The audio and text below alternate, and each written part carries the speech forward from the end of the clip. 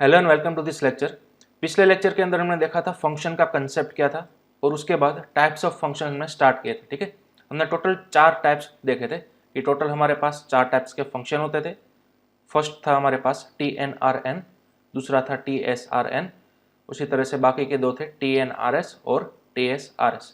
ठीक है, इसके अंदर हमने पहले 2 वाले फंक्शंस के टाइप्स जो थे वो देख चुके हैं। राइट, चलिए तो आज हम स्टार्ट करते हैं हमारा तीसरा टाइप, जिसका नाम है take nothing but return something. ठीक है, तो यहाँ पर मैं तीसरा वाला यूडीएफ जो है वो बना रहा हूँ। चलिए, तो जो हमारे पिछले यूडीएफ थे, ठीक है, उसको मैं यहाँ पर मिटा देता हूँ।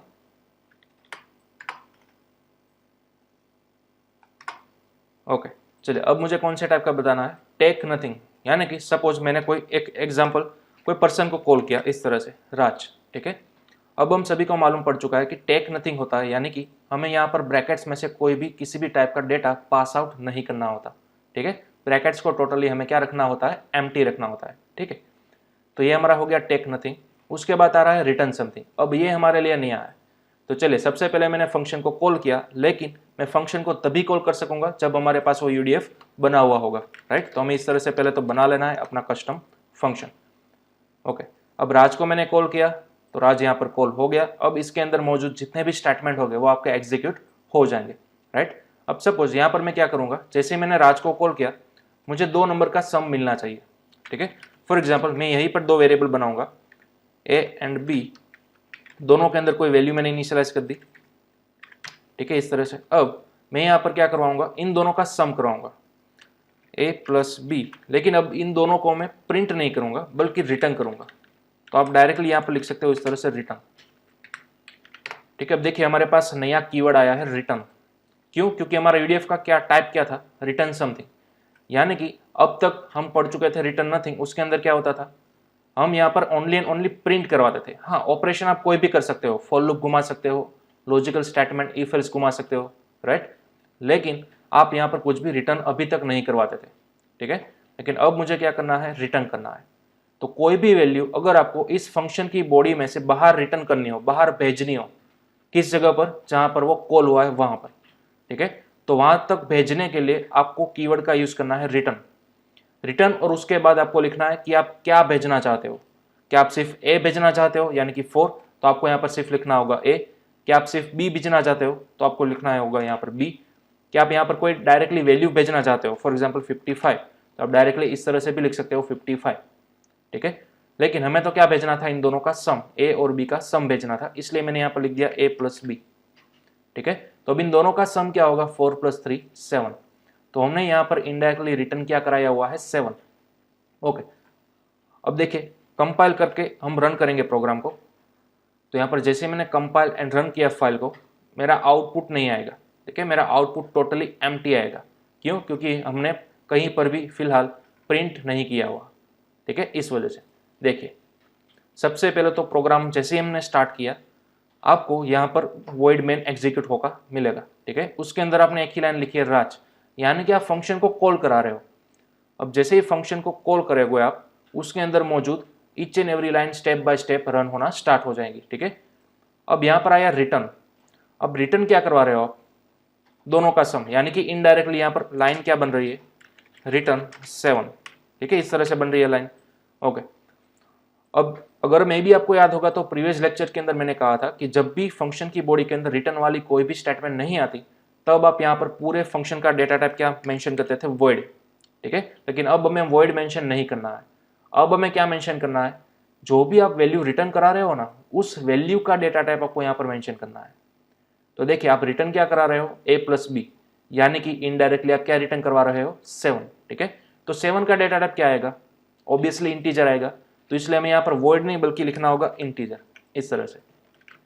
ठीक है, तो अब आपके फंक्शन के अंदर जब भी रिटर्न वाला स्टेटमेंट देखने को मिले, तो रिटर्न क्या हो रही है वैल्यू, उसका डेटा टाइप आपको ध्यान में रखना है, नोट करना है, और वो सेम डेटा टाइप आपको फंक्शन का डेटा टाइप अप्लाई कर देना है, इस तरह से।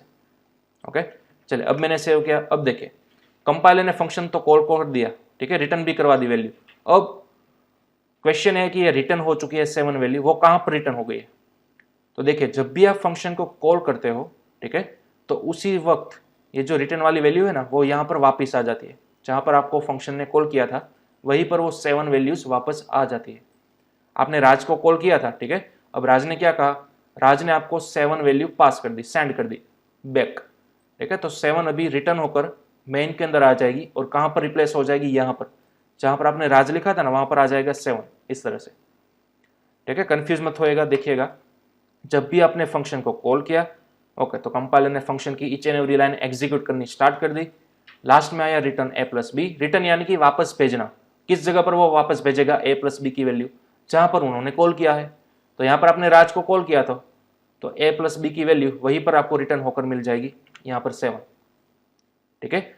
तो इस वक्त 7 इस तरह से हमारी मेन की बॉडी के अंदर पुटअप हुए हैं, ठीक है। हमने यहाँ पर प्रिंटफ के अंदर नहीं लिखा, तो इसलिए हमें आउटपुट के अंदर भी शो नहीं हो रहा है 7, ठीक है। तो इसका आउटपुट आएगा 7, लेकिन वो फिलहाल प्रिंट नहीं हो रहा, राइट। यहाँ पर जैसे आपने राज को कॉल किया, यहाँ पर कुछ प्रोसेस हुई, दोनों का सम हुआ और वो रिटर्न हो गया। कहाँ पर रिटर्न हो गया, जहाँ पर आपने राज लिखा था वहाँ पर अब रिप्लेस हो चुका है 7। ध्यान दीजिएगा, यहाँ पर रिप्लेस हो चुका है 7 बैकवर्ड में, ठीक है। बैकएंड के अंदर अब यहाँ पर राज नहीं लिखा हुआ है बल्कि 7 लिखा हुआ है, तो इसलिए यहाँ पर 7 प्रिंट नहीं हो रहा है। क्योंकि 7 को प्रिंट करने के लिए आपको क्या करना होगा, प्रिंटफ के अंदर लिखना होगा ना, राइट। तो मुझे यहाँ पर इस तरह से प्रिंटफ के अंदर लिखना होगा %d एंड देन आफ्टर 7, तब जाकर आपका 7 प्रिंट होगा। तो यानी कि आपको राज को प्रिंटफ के अंदर लिखना होगा, ठीक है। अब यहाँ पर आपको 7 तो नहीं मिलने वाला, यानी कि आपको दिखने नहीं वाला, यहाँ पर बैकएंड के अंदर इसी तरह से आ रहा है, लेकिन फिलहाल आपको कोडिंग के अंदर क्या मिलेगा, राज ही मिलेगा। तो पूरे राज को आपको यहाँ पर पुटअप कर देना है, ठीक है। तो चले इस पूरे राज को मैं किसके अंदर लिखूंगा, फिलहाल प्रिंटफ के अंदर लिखूंगा। तो printf %d and then after राज, इस तरह से आपको बनानी है सिंटेक्स, ओके। आपने क्या पुटअप किया, यहाँ पर पूरा राज फंक्शन कॉल किया और यहाँ पर पुटअप किया, क्योंकि जैसे आपने राज फंक्शन को कॉल किया तो ऊपर से आपको वैल्यू रिटर्न मिल चुकी, कितनी, 7। तो यहाँ पर इनडायरेक्टली आ चुका है 7, ठीक है। तो 7 का डेटा टाइप होता है इंटीजर, इसलिए मैंने यहाँ पर लिखा था %d, दैट्स ऑल, ओके। चलिए सेव करते हैं फाइल को, अगेन कंपाइल एंड रन। तो अब आपको आउटपुट के अंदर मिलेगा 7, देखिए, ठीक है। इस तरह से आप कोई भी वैल्यू ऊपर से रिटर्न करवा सकते हो, ओके। चलिए सपोज मैंने यहाँ पर रिटर्न करवाया था 89, तो अब आपको 89 मिलेगा। अब आपको रिटर्न क्या मिल रहा है, 89, ठीक है। तो जब भी आपने राज को कॉल किया, आपका कंपाइलर ने इतना सभी एग्जीक्यूट कर दिया स्टेटमेंट्स, यहाँ से रिटर्न किया 89, तो यहाँ पर रिप्लेस कर देगा क्या, 89, ठीक है। तो बैकएंड के अंदर आपको यहाँ पर 89 मिलेंगे। चलिए अब मैंने किया सेव, कंपाइल एंड रन, तब आपको मिल गया सक्सेसफुली 89, ओके। तो इस तरह से आप रिटर्न के जरिए कोई भी वैल्यू रिटर्न करवा सकते हो, ठीक है। ऐसा जरूरी नहीं है कि आपने यहाँ पर वेरिएबल्स बनाए तो उसी वेरिएबल के रिगार्डिंग ही वैल्यूज आप यहाँ पर रिटर्न करो, ऐसा जरूरी नहीं है, ठीक है। आप कोई भी वैल्यू रिटर्न करवा सकते हो। और हाँ, रिटर्न का स्टेटमेंट किस तरह से लिखना है आपको, सिंटेक्स रिटर्न, उसके बाद स्पेस, उसके बाद जो भी आप वैल्यू रिटर्न कराना चाहते हो वो वैल्यू। कई बार आपको इंटरनेट के अंदर ये वाली सिंटेक्स भी मिलेगी, return and then after brackets के अंदर कोई वैल्यू, ठीक है। तो ये सिंटेक्स भी वैलिड ही है, आप दोनों सिंटेक्स अप्लाई कर सकते हो, ठीक है। लेकिन ये पुरानी सिंटेक्स है, ये भी चल ही जाएगी। चलिए सेव किया मैंने, कंपाइल एंड रन, तो अब देखिए अब भी आपको आउटपुट के अंदर मिलेगा 89, ओके। लेकिन हम नई सिंटेक्स को फॉलो करेंगे, बीच में हम स्पेस रखेंगे इस तरह से, ओके। अब चाहो तो वो ब्रैकेट्स वाली सिंटेक्स भी अप्लाई कर सकते हो, ओके। चलिए अगेन अब मैं यहाँ पर कराऊंगा a और b, इन दोनों का मल्टीप्लिकेशन, ठीक है। तो अब क्या आएगा, हमारे पास 12 आएगा, ओके। चलिए सेव किया, कंपाइल एंड रन, तो अब आपको मिल चुका है 12, ओके। तो चलिए इसका स्क्रीनशॉट ले लीजिए आप, ये था हमारा TNRS। चलिए मैं यहाँ पर लिख देता हूँ, हमारा third type, take nothing but return something, ठीक है। तो अब आपको खास ध्यान रखना है, जब भी आप कोई वैल्यू रिटर्न कराते हो तो उसका जो डेटा टाइप आएगा वो सेम आपके फंक्शन का डेटा टाइप बन जाएगा, ओके। चलिए ये आपकी पहली मेथड थी TNRS की। दूसरी मेथड क्या है, यहाँ पर सपोज ये वाली लाइन कई लोगों को कंफ्यूज कर देगी, राइट। आप लोग कहोगे कि सर ये जो पहली वाली मेथड थी ना, ये वाली ये बेहतर थी, डायरेक्टली हमें राज लिखना पड़ता था, ठीक है। अब देखिए यहाँ पर क्या होता था, जब भी आप राज को कॉल करते थे, आपका कंपाइलर वैल्यू रिटर्न करता था a और b का मल्टीप्लिकेशन, यानी कि 12। तो 12 यहाँ पर आ चुका है, ठीक है, इस तरह से रिप्लेस हो चुका है, लेकिन आपको दिखेगा नहीं क्योंकि ये प्रोसेस बैकएंड के अंदर होती है। यहाँ पर तो आपको क्या दिखेगा, ओनली एंड ओनली राज ही लिखा हुआ दिखेगा, लेकिन राज का आउटपुट क्या आ रहा है, इनडायरेक्टली यहाँ पर मैं कमेंट के अंदर लिख रहा हूँ 12 आ रहा है, राइट। तो 12 यहाँ पर ऐसे ही पड़े हुए हैं मेन के अंदर, कोई भी मेरा डेटा ऐसे ही पड़ा हुआ है तो वो प्रिंट नहीं होगा। अब कोई भी डेटा को सेव करने के लिए आप क्या करोगे, इसको एक वेरिएबल के अंदर स्टोर कर दो, राइट। तो सपोज मैं यहाँ पर एक वेरिएबल बनाऊंगा a इज इक्वल टू राज। तो सबसे पहले मैं यहाँ पर क्रिएट करूंगा इंटीजर a, ठीक है।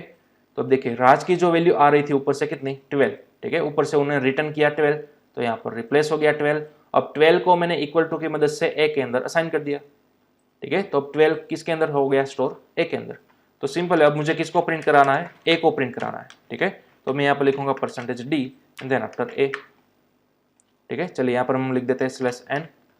चलिए अब मैंने किया सेव, कंपाइल एंड रन, तब भी आपको सेम वही आउटपुट देखने को मिलेगा 12, ठीक है। तो ये आपके पास दो मेथड है, या तो डायरेक्टली आप अपने यूडीएफ को कॉल करवा दो प्रिंटएफ के अंदर तो भी आपका वही आउटपुट आएगा, या तो आप अपने यूडीएफ का आंसर किसी वेरिएबल के अंदर स्टोर कर दो और फिर उस वेरिएबल को प्रिंट करा दो, ठीक है। तो आपके पास ये दो मेथड है, दोनों में से जो भी आपको अच्छी लगे, जो भी आप प्रीफर करते हो वो आप लिख सकते हो, ठीक है। लेकिन डेवलपर सबसे ज्यादा नीचे वाली सिंटेक्स, ये वाली सिंटेक्स को यूज करते हैं, क्यों? क्योंकि जब भी आपको राज का आउटपुट चाहिए होगा तब आपको क्या करना होगा, बार बार इसको कॉल करना होगा इस तरह से प्रिंटएफ के अंदर राज राज एंड राज। इससे बेहतर क्या होगा कि एक ही बार आप कॉल कर दो, किसी वेरिएबल के अंदर सेव कर दो और फिर थ्रू आउट द प्रोग्राम उस वेरिएबल को ही यूज करो, ठीक है। तो अब आपको बार बार कॉल नहीं करना पड़ेगा, ठीक है। तो ये था हमारा कंसेप्ट TNRS का। चलिए इसका भी स्क्रीनशॉट ले लीजिए, ओके। चलिए अब आप यहाँ पर रिटर्न कोई भी वैल्यू करवा सकते हो, जैसा कि मैंने पहले बोला वैसे। चलिए सपोज मैं यहाँ पर फ्लोट वैल्यू रिटर्न कराऊंगा, ठीक है, 8.9। तो अब देखिए यहाँ पर हमने रिटर्न कौन सी वैल्यू करवाई, फ्लोट वैल्यू। तो पूरे फंक्शन का डेटा टाइप भी क्या बनेगा, फ्लोट बनेगा, ठीक है। तो अब यहाँ पर आपको क्या करना होगा, फ्लोट वाला वेरिएबल लेना होगा, क्योंकि ऊपर से मेरी वैल्यू कितनी आ रही है, नीचे फ्लोट वैल्यू, ठीक है। तो अब मुझे यहाँ पर लिखना होगा %f और यहाँ पर भी लिखना होगा %f। चलिए सेव किया, कंपाइल एंड रन। तो अब आप देख सकते हो हमारी पूरी दोनों की दोनों वैल्यू फ्लोट के अंदर आ चुकी है, ओके। तो इस तरह से आप फ्लोट वैल्यू भी रिटर्न करवा सकते हो। और हाँ, उसी तरह से सेम आप कैरेक्टर वैल्यू भी रिटर्न करवा सकते हो। फॉर एग्जाम्पल मैंने रिटर्न किया कैपिटल K, ठीक है। तो अब मेरा डेटा टाइप क्या बनेगा, कैरेक्टर बनेगा। चलिए अब मैंने यहाँ पर कैरेक्टर का वेरिएबल ले लिया, यहाँ पर कर दिया %c, यहाँ पर कर दिया %c। चलिए सेव किया मैंने, अगेन कंपाइल एंड रन। तो अब आप देख सकते हो हमारे पास आउटपुट में सक्सेसफुल आ चुका है कैपिटल K, ओके।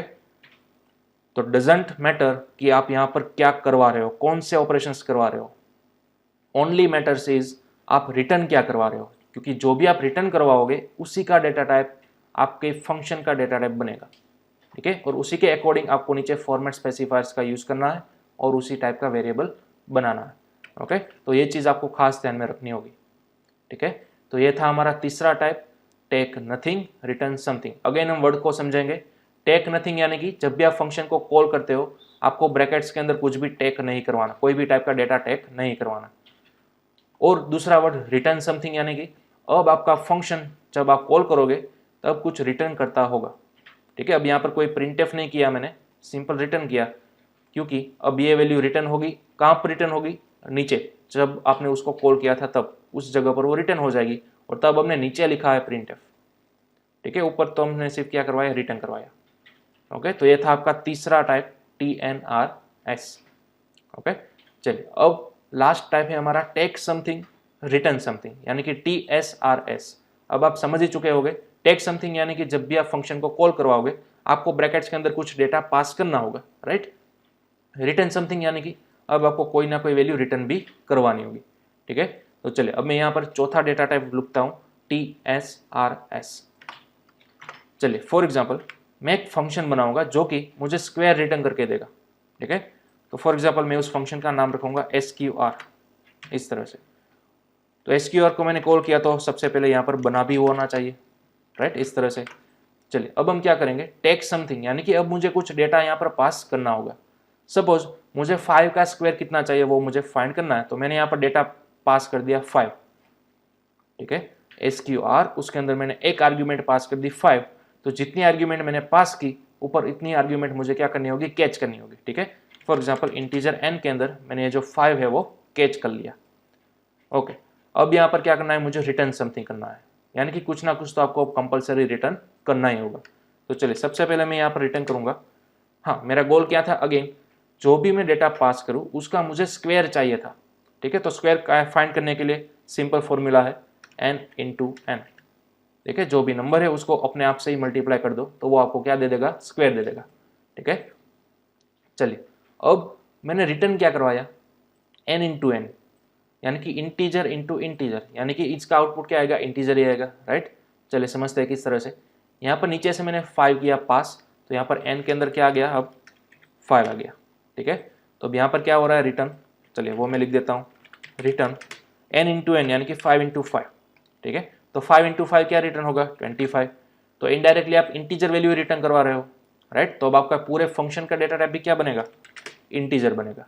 ठीक है, तो इस तरह से आपको डिसाइड करना है आपके फंक्शन का डेटा टाइप। ओके, चलिए अब आप क्या करो, इस पूरे फंक्शन को या तो एक वेरिएबल के अंदर सेव करवा लो या तो डायरेक्टली इस तरह से प्रिंटफ करवा दो। ठीक है, %d एंड देन आफ्टर यहाँ पर ब्रैकेट ओवर।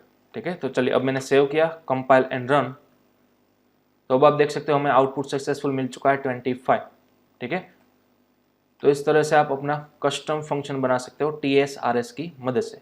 चलिए मैं यहाँ पर टाइप मेंशन कर देता हूँ, ये हमारा फोर्थ टाइप था TSRS। ठीक है, ये आपकी फर्स्ट मेथड थी। या फिर दूसरी मेथड क्या थी, जैसा कि हमने अभी देखा, फंक्शन को सिर्फ कॉल करो कोई नई वैल्यू के साथ, अब उसको प्रिंटफ ना कराओ बट कि उसको कोई इसी नए वेरिएबल के अंदर सेव कर दो, फॉर एग्जांपल आंस। ठीक है, तो मैंने एक नया वेरिएबल एज्यूम कर लिया, इंटीजर आंस, देन आफ्टर अब मुझे प्रिंट करवाना होगा ओनली आंस को, तो %d देन आफ्टर आंस। ठीक है, इस तरह से। चलिए अब मैंने यहाँ पर कर दिया /n, फाइल को किया save, again compile and run. Okay, यहाँ पर हम सेमीकोलन भूल चुके हैं। Okay, again save, compile and run. तो चलिए देखिए अब हमें 5 का भी स्क्वायर मिल चुका है और 8 का भी स्क्वायर मिल चुका है। ठीक है, तो इस तरह से आप अपनी इमेजिनेशन के थ्रू किसी भी टाइप की फंक्शनलिटी यहाँ पर क्रिएट कर सकते हो विथ यूज ऑफ फंक्शन। ठीक है, स्क्वायर नाम का कोई भी बिल्ट इन फंक्शन है ही नहीं सी लैंग्वेज के अंदर, लेकिन हमने अपना खुद का बना दिया। ठीक है, तो आप चारों टाइप में से किसी भी टाइप की मदद से अपना खुद का फंक्शन बना सकते हो। ठीक है, और स्क्वायर को हर बार कितनी भी टाइम आप कॉल कर सकोगे नई नई वैल्यू पास आउट करने के थ्रू। ओके, तो चलिए इसका भी आप स्क्रीनशॉट ले लो। यह था हमारा फोर्थ टाइप TSRS, यानी कि take something return something. Okay, चलिए तो इस तरह से हमने चारों टाइप देख लिए, types of UDF, user defined function. Okay, तो इस तरह से आप विथ इन 4 टाइप्स अपना खुद का कस्टम फंक्शंस बना सकते हो कोई भी फंक्शनलिटी के साथ। ओके, तो चलिए अब मैं इसके थ्रू आपको कुछ होमवर्क प्रोवाइड कर रहा हूँ। ठीक है, यहाँ पर मैं मल्टी लाइन कमेंट के अंदर लिख रहा हूँ। चलिए यहाँ पर फर्स्ट होमवर्क है आपका, first program, find cube of given number using UDF। ठीक है, जैसे कि मैंने इस फंक्शन के अंदर क्या किया था, इस प्रोग्राम के अंदर स्क्वायर फाइंड किया, उसी तरह से आपको क्या फाइंड करना है, क्यूब फाइंड करना है। ठीक है, लेकिन बाय गिवन नंबर, यानी कि यूजर को स्कैनफ करना है, यूजर से एक इनपुट लेना है, यूजर जो भी इनपुट डालेगा उसका ऑटोमेटिक क्यूब मिल जाना चाहिए। ठीक है, तो इसके अंदर आपको स्कैनफ भी लगाना होगा, आपको सोचना है किस तरह से आप स्कैनफ लगाओगे, किस पोजीशन पर स्कैनफ लगाओगे। राइट, चलो दूसरा, परफॉर्म अरिथमेटिक ऑपरेशन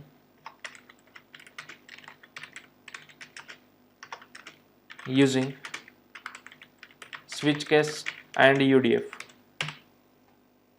ठीक है, अब देखिए इसके अंदर क्या करना है, एरिथमेटिक ऑपरेशंस परफॉर्म करना है आपको, यानी कि addition, subtraction, multiplication, division and modulus. ठीक है, ये 5 टाइप्स आपको परफॉर्म करना है। जब हमने स्विच केस पढ़ा था तभी मैंने इसी टाइप का एक सेम एग्जांपल दिया था कि स्विच केस की मदद से आप कैलकुलेटर बना के आओ। ठीक है, तो सेम वही वाला सेम टू सेम आउटपुट है, उसी तरह से आपको लिखना है। देखिए आउटपुट आपको किस तरह से लाना है वो मैं बता दूं। सबसे पहले आपको यूजर के थ्रू A की वैल्यू पूछनी है, देन आफ्टर B की वैल्यू रिट्राई करनी है। ठीक है, स्कैनफ के थ्रू। फिर आपको एक मैसेज प्रिंट कराना है कि भाई प्रेस 1 फॉर एडिशन, उसी तरह से press 2 for subtraction, then after press 3 for multiplication, उसी तरह से press 4 for division and then after press 5 for modulus. ठीक है, तो इस तरह से आपको सबसे पहले क्या करना है, 2 वैल्यू लेने के बाद आपको इस तरह की 5 लाइन प्रिंट करानी है एंड देन आफ्टर यूजर से उसकी चॉइस पूछनी है। ठीक है, जैसा कि आप same to same switch case वाले एग्जांपल के अंदर कर चुके हैं। फॉर एग्जांपल चॉइस को लेने के लिए मैंने नया वेरिएबल ले लिया C अब सपोज यूजर ने यहाँ पर प्रेस किया 3, ठीक है, तो अब 3 को आपने किसके अंदर स्टोर करवा दिया, सी के अंदर। ओके, तो अब क्या होगा, यूजर ने चूज किया है 3, यानी कि अब उसको मिलना चाहिए मल्टीप्लीकेशन किसका, किस ए और बी का। तो आपको यहाँ पर प्रिंट करवाना है मल्टीप्लीकेशन ऑफ 5 एंड 3 इज 15, ठीक है। ए और बी की जो भी वैल्यू होगी वो डायनेमिकली यहाँ पर आ जानी चाहिए ऑटोमेटिक, और इसका जो भी मल्टीप्लीकेशन होगा वो भी यहाँ पर आ जाना चाहिए। तो आप कहोगे कि सर ये तो सेम टू सेम वही प्रोग्राम है जो कि आपने स्विच केस के अंदर किया था, ठीक है। तो हाँ, ये यही प्रोग्राम है जो कि मैंने पहले स्विच केस जब हम पढ़ चुके थे तब मैंने आपको एज अ होमवर्क के अंदर दिया था। तो सेम वही प्रोग्राम करना है, लेकिन ट्विस्ट क्या है, यहाँ पर आपको यूडीएफ की मदद से भी करना है। एक ही प्रोग्राम के अंदर आपको स्विच केस भी यूज करना है, साथ ही साथ यूडीएफ भी। ओके, तो यानी कि जब भी आप सपोज 1 प्रेस करोगे, यानी कि स्विच केस के अंदर आपका फर्स्ट केस क्या हो गया, ट्रू हो गया, ठीक है। तो ट्रू होने के बाद आप क्या करते थे, अब तक डायरेक्टली ये वाली लाइन प्रिंट करा देते थे, राइट, केस 1, केस 2, केस 3 के अंदर। लेकिन अब आपको क्या करना है, जैसे ही कोई केस 1 ट्रू होगा तब आपको कोई यूडीएफ कॉल करना है। सपोज प्रेस 1 आपने किया तो आपको प्लस के लिए एक यूडीएफ कॉल करना है। अब आप यूडीएफ कोई भी बना सकते हो, फॉर एग्जांपल ऐड, ठीक है। उसी तरह से जब यूजर 2 प्रेस करेगा, यानी कि केस 2 जब आपका ट्रू होगा तब आपको दूसरा यूडीएफ कॉल करना है, फॉर एग्जांपल सब्ट्रैक्शन। तो इस तरह से आपको टोटल 5 यूडीएफ बनाने हैं, ठीक है। एक ही प्रोग्राम के अंदर 5 यूडीएफ अलग अलग बनाने हैं। आप यहाँ पर नाम कुछ भी रख सकते हो। ईच एंड एवरी ऑपरेशंस को कॉल करने के लिए अलग अलग यूडीएफ बने होने चाहिए, ठीक है। ये है आपका होमवर्क, क्लियर। और हाँ, वो 5 यूडीएफ आप बनाते हो तो ट्राई सभी का डेटा टाइप अलग अलग रखो आप। यानी कि हमने टोटल 4 टाइप्स के यूडीएफ पढ़ चुके हैं, राइट। लेकिन आपको कितने बनाने हैं, 5 बनाने हैं। तो पहले 4 हो गए वो आप इस तरह से बनाओ TNRN, दूसरा वाला बनाओ TSRN, ठीक है। उस तरह से सभी अलग अलग बना दो। जो 5वां जो बचता है लास्ट में, वो आप कोई भी इनमें से डेटा टाइप का बना सकते हो, ठीक है। तो इस तरह से ट्राई कि एक ही प्रोग्राम के अंदर जितने भी आप यूडीएफ बनाते हो उन सभी का टाइप्स अलग अलग होगा, ठीक है। तो उस तरह से आपको एक कंप्लीट प्रोग्राम बनाना है यूजर की इनपुट की मदद से। ओके, चलिए, तो ये था आपका होमवर्क। ओके, अब यहाँ पर हमारे टाइप्स ऑफ फंक्शन जो थे वो हमारे ओवर होते हैं। ओके, चलिए, अब हमारा जो नेक्स्ट टॉपिक है वो है पासिंग एरे एंड स्ट्रिंग। अब यूडीएफ के अंदर आप एरे भी पास कर सकते हो और साथ ही साथ स्ट्रिंग भी पास कर सकते हो, ठीक है। हमारे पास कोई लिमिटेशन नहीं है कि जब भी आपको यूडीएफ को कॉल करोगे तो कंपलसरी आपको नीचे से इंटीजर, फ्लोट या फिर कैरेक्टर, इन तीनों में से ही कोई एक टाइप का डेटा पास करना है, नहीं। आप पूरा का पूरा 1D एरे, 2D एरे भी पास कर सकते हो और साथ ही साथ पूरी स्ट्रिंग भी पास कर सकोगे, ठीक है। तो चलिए, अगर हम हमारी फाइल के अंदर आएंगे, अब यहाँ पर ये जो टैब्स थे मैं पूरे के पूरे मिटा देता हूँ, ठीक है। ओके, सभी कमेंट्स मैंने मिटा दी और सभी हमारा कोडिंग मिटा दिया। ओके, चलिए, अब मैं क्या करूँगा, सपोज मुझे एक एरे बनाना है सबसे पहले, तो क्योंकि हमें एरे पास करना है, ठीक है। तो एरे पास करने के लिए हमें सबसे पहले एरे क्रिएट करना होगा। तो सपोज मैं कुछ मार्क्स का एरे क्रिएट कर दूंगा। सपोज यहाँ पर मैंने कोई स्टूडेंट के मार्क्स पास कर दिए हैं आउट ऑफ 100 में से। किसी एक सब्जेक्ट के अंदर उसके मार्क्स आए हैं 87, देन आफ्टर दूसरे के अंदर आए हैं 80, देन आफ्टर 92, 79, देन आफ्टर 96, ठीक है। सपोज कोई एक स्टूडेंट है, उसके 5 सब्जेक्ट्स के मार्क्स आउट ऑफ 100 इतने आए हैं, ठीक है। अब हमें क्या करना है, इन सभी मार्क्स का एवरेज फाइंड करना है, ठीक है। इन सभी का एवरेज फाइंड करना है, लेकिन मेन के अंदर नहीं। हाँ, मेन के अंदर ऑब्वियसली कर सकते हैं, लेकिन फिलहाल हम एक कंसेप्ट समझ रहे हैं, पासिंग एरे विथ कंसेप्ट, ठीक है। तो मैं क्या फाइंड करूंगा, सबसे पहले तो मैं एक यूडीएफ क्रिएट करूंगा एवरेज, ठीक है। तो यहाँ पर मैंने एक यूडीएफ क्रिएट कर दिया एवरेज। अब मुझे यहाँ पर मेन के अंदर कोडिंग नहीं करनी है, इसका एवरेज फाइंड करने के लिए मैं क्या करूंगा, इस पूरे एरे को यूडीएफ के अंदर यहाँ पर पास कर दूंगा। तो पूरे एरे को पास करने के लिए आपको यहाँ पर सिंपल वेरिएबल का नाम लिखना है, दैट्स ऑल। जो भी आपने एरे बनाया था उस एरे का नाम लिखना है। अब आपको यहाँ पर अगेन स्क्वायर ब्रैकेट करने की जरूरत नहीं है, ठीक है, ये इनवैलिड माना जाएगा। आपको सिंपल एरे का नाम ही प्रोवाइड करना है। जो भी आपने एरे बनाया है उसका एरे का नाम यहाँ पर पास किया, ठीक है। तो अब आप एवरेज नाम के यूडीएफ के अंदर पूरा एरे ही पास कर रहे हो, तो अब ऊपर आपको पूरा एरे क्या करना होगा, कैच करना होगा। फॉर एग्जाम्पल मार्क्स नाम का मैंने क्या बनाया, एक एरे बनाया, ठीक है, इस तरह से। अब यहाँ पर उसका डेटा टाइप भी क्या रखेंगे, हम इंटीजर रखेंगे, ठीक है। अब देखिए हमने यहाँ पर क्यों एक सिंपल वेरिएबल नहीं बनाया बल्कि एक एरे बनाया, तो बहुत ही सिंपल है। नीचे से आप जो भी पास करोगे उसी टाइप का तो ऊपर उसको कैच करना होगा, राइट। अगर आप नीचे से सिंपल कोई वेरिएबल पास करते थे इंटीजर का, तो आपको सिंपल एक नया वेरिएबल बनाना था, तब आपको वेरिएबल बना की जरूरत नहीं थी।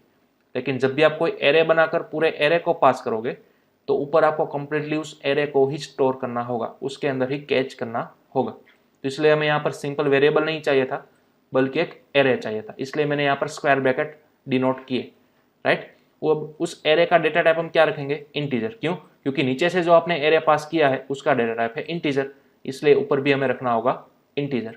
ओके, चलिए अब क्या होगा, ए के अंदर जितनी भी वैल्यूज थी वो अब जा चुकी है मार्क्स के अंदर। अगेन ए के अंदर जितनी भी वैल्यूज थी वो आपने यहाँ पर नीचे से पास कर दी, ऊपर आपने कैच किया मार्क्स के अंदर। तो यानी कि ये जो 5 वैल्यूज थी वो किसकी बन चुकी है, मार्क्स की बन चुकी है, ठीक है, मार्क्स नाम के नए एरे की। चलिए अब हम क्या करेंगे, मार्क्स को सिंपल प्रिंट करा कर देखते हैं कि एक्चुअली में आई है या नहीं। तो फॉर लूप के जरिए मैं घुमाऊंगा, ठीक है, पूरे एरे को प्रिंट करूंगा। तो सबसे पहले मैंने एक नया वेरिएबल ले लिया, देन आफ्टर मैंने फॉर लूप घुमा दी। अब कहाँ से कहाँ तक घुमानी है, तो हमारे पास इंडेक्स वैल्यू क्या थी, 0, 1, 2, 3 और 4। तो हम यहाँ पर स्टार्ट करेंगे i इज इक्वल टू 0 से i लेस और इक्वल टू 4 तक i प्लस प्लस, ठीक है। अब हमें एरे की वैल्यू प्रिंट करनी है ईच एंड एवरी एलिमेंट की। तो %d देन आफ्टर किस वाले एरे की वैल्यू पास करनी है, मार्क्स की, ठीक है। क्योंकि यहाँ पर आप ए को एक्सेस नहीं कर सकोगे, ए तो कहाँ पर बना था, मेन के अंदर, तो मेन के अंदर ही ए चलेगा, ठीक है। यहाँ पर तो आपने कौन सा वेरिएबल नया बनाया, मार्क्स। तो अब यहाँ पर हम लिखेंगे मार्क्स ऑफ आई, ठीक है। चलिए सेव किया फाइल को, और हाँ ये पूरा एरे जो है वो हमारा कोई भी वैल्यू रिटर्न नहीं कर रहा, ठीक है। पूरा जो फंक्शन है वो कोई भी वैल्यू हमारी रिटर्न नहीं कर रहा। तो जब कोई भी फंक्शन रिटर्न ना करता हो कोई भी वैल्यू, तो हम यहाँ पर डेटा टाइप क्या मेंशन करते थे, वॉइड। ओके, चलिए कंपाइल एंड रन। तो अब देखिए हमारा पूरा एरे जो था वो कंप्लीट प्रिंट होकर आ चुका है, ठीक है, परफेक्ट। ओके, चलिए अब हमारा गोल क्या था, हमें इसका एवरेज फाइंड करना था, ठीक है। तो अब यहाँ पर अपना कस्टम लॉजिक लगा सकते हो एवरेज फाइंड करने के लिए। तो सबसे पहले तो एवरेज फाइंड करने के लिए क्या करना पड़ता है, हमें इन सभी का सम करना होता है, राइट। तो अगेन मैं एक नया वेरिएबल एज्यूम करूंगा, sum is equal to 0। Starting में सम हमारे पास है ही नहीं, तो मैंने सम एज्यूम कर लिया 0। अब ईच एंड एवरी वैल्यू को इटरेट करने के बाद मैं सम के अंदर ऐड कर दूंगा मार्क्स ऑफ आई, ठीक है। क्या किया, ईच एंड एवरी वैल्यू को, ठीक है, सबसे पहले 87 उसको ऐड कर दिया सम के अंदर, उसके बाद 80 उसको ऐड कर दिया सम के अंदर, और फाइनली मैंने सम को क्या करवा दिया, ऐड कर दिया, ठीक है। अब लास्ट में मैं प्रिंट करूंगा %d देन आफ्टर हमें एवरेज फाइंड करनी थी, राइट। तो एवरेज का फॉर्मूला क्या होता है, जितना भी आपको फाइनल सम मिला है उसको डिवाइड करो नंबर ऑफ आइटम्स है। तो हमारे पास नंबर ऑफ आइटम्स कितनी है, 5, ठीक है। तो मैंने यहाँ पर डिवाइड कर दिया 5। ओके, अब आपने किया है डिवीजन, तो डिवीजन माइट भी किसके अंदर आ सकता है, फ्लोट के अंदर आ सकता है, ठीक है। तो आप यहाँ पर लिख सकते हो %f। चलिए तो अब मैंने सेव कर दिया, देन आफ्टर यहाँ पर कर दिया कंपाइल एंड रन। अब आप देख सकते हो यहाँ पर हमें 0 0 मिल रहा है, ठीक है। चलिए तो काम करते हैं, यहाँ पर %d लिखते हैं, क्योंकि हमने सम का डेटा टाइप क्या रखा था, इंटीजर रखा था, इसलिए। चलिए सेव किया, कंपाइल एंड रन। ओके, तो अब आपको कंप्लीट एवरेज वैल्यू मिल चुके हैं 86। ओके, तो इस तरह से हमने यूडीएफ बनाया, साथ ही साथ एक फंक्शन भी कर दिया, एक फंक्शनलिटी भी क्रिएट कर दी कि एरे जो भी यूजर पास करेगा, ठीक है, यहाँ पर उसका हमें क्या फाइंड करना था, एवरेज वैल्यू फाइंड करना था, ठीक है। लेकिन वो एवरेज वैल्यू फाइंड करने का लॉजिक हमने कंप्लीटली एक सेपरेट ब्लॉक के अंदर लग दिया, और वो ब्लॉक का नाम हमने रख दिया एवरेज। तो अब आप इस एवरेज को अगेन एंड अगेन यूज कर सकते हो नए एलिमेंट के साथ। सपोज मैं यहाँ पर दूसरा एरे बनाऊंगा, इंटीजर b, इसके अंदर मैं कुछ दूसरे स्टूडेंट के मार्क्स लिखूंगा,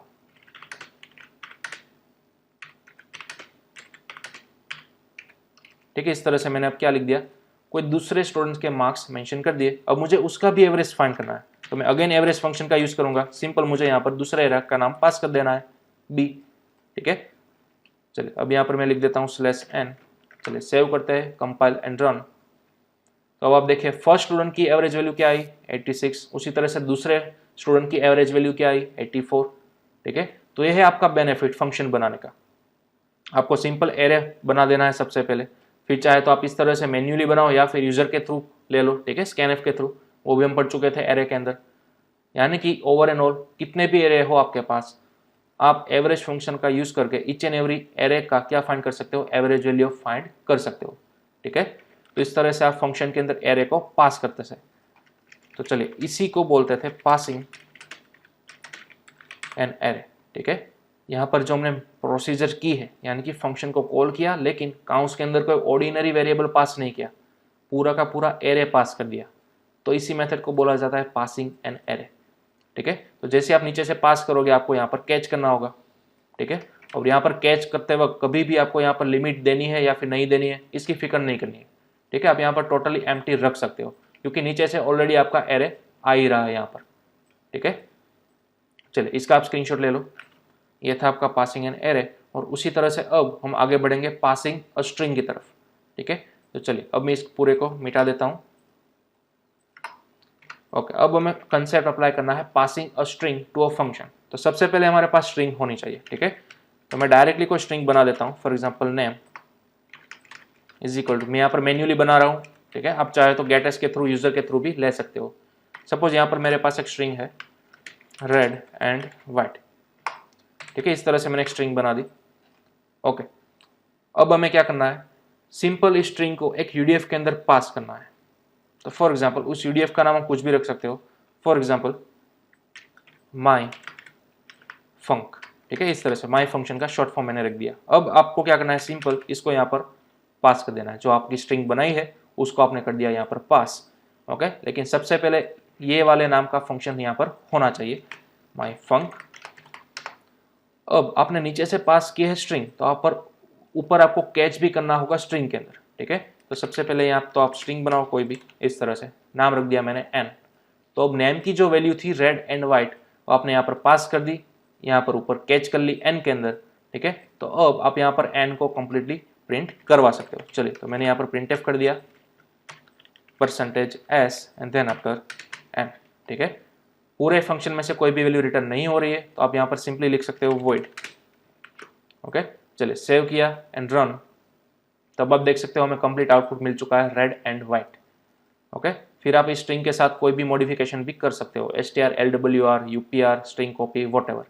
सिंपल कंसेप्ट आपका यही था, जैसा कि हमने एरे के अंदर किया। ठीक है, जैसा कि हमने पासिंग एंड एरे के अंदर किया, सेम टू सेम वही कंसेप्ट यहाँ पर है। तो इसी कंसेप्ट को बोला जाता है पासिंग और स्ट्रिंग। ठीक है, आप यहाँ पर कोई भी स्ट्रिंग बना लो, फिर चाहे वो इस तरह से मैन्युअली बनाओ या फिर यूजर के थ्रू रिट्राइव करो, आपको सिंपल उस स्ट्रिंग का नाम यहाँ पर पास करना है।